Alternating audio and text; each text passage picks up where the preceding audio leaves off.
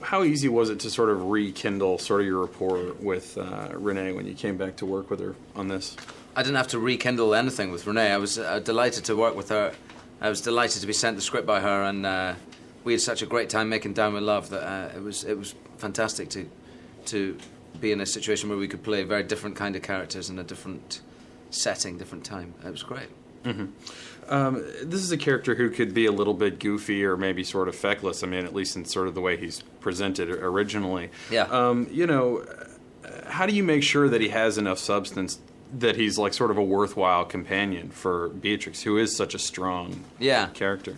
I don't know. I think they somehow complement each other in their passion for her. First of all, for her work. I think he's passionate about and very set on the way he sees that her work should be published, and somehow it surprises her in this male world of publishing. She's only ever come across people who aren't really very interested in it, and so that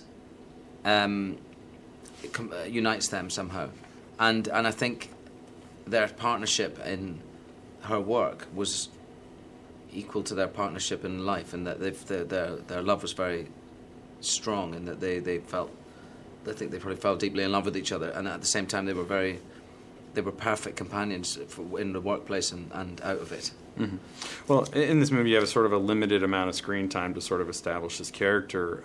Is there anything in particular that you knew you had to do sort of like right off the bat when you're, knowing what the story was going to be, to make sure that, he was established strongly? No, I think you just have to play the words on the page. I mean, I really think I believe that their relationship was there. I mean, I felt that the story very much early on was about her. It was a love story about her and Norman. So no, I didn't. I don't often think. I mean, I think your job as an actor is quite simple. Is about. It's about finding the truth of a scene and playing it, and whether, in actual fact, whether you create something that's going to work on screen or not, in that respect, is the writer's job, really. Mm-hmm. More than mine, yeah. Miss Potter, I have recently informed my brothers and my mother that I'm no longer content to stay at home and play nursemaid solely because I am the youngest son. No, I would like a proper job working for my family's firm, and they have assigned me you. Does that make things clearer? In other words, you have no experience whatsoever, but because you've made a nuisance of yourself demanding a chance, they've fobbed you off on me. Well, you're one of the few actors who moves easily between sort of big projects and small ones. Is that a product of sort of professional strategy or just personal choice, like whatever you want to do? Yeah, I'm lucky in that I'm lucky to be able to do that. I mean, I'm lucky to be working. I think there's a great many actors who aren't, and I like not to have any. I like to not set myself any boundaries in any respect to do with my work. So, and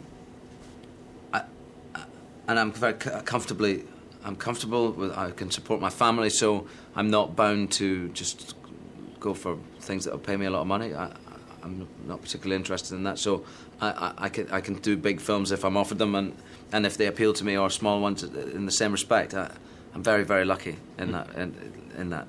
Are there things that you learned from doing those big movies that you can apply to the small ones, or vice versa? Yeah, not to do too many more of them, I should guess.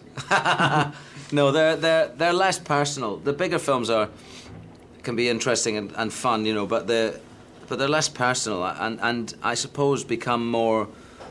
There's more politics. There's more money at stake usually because the budgets are so high. So therefore, there's more cooks in the kitchen. There's more people behind the monitors throwing in their tuppence worth, and it can become very tedious for the actor and the director as well. So I think when you're working on a film like this, it can be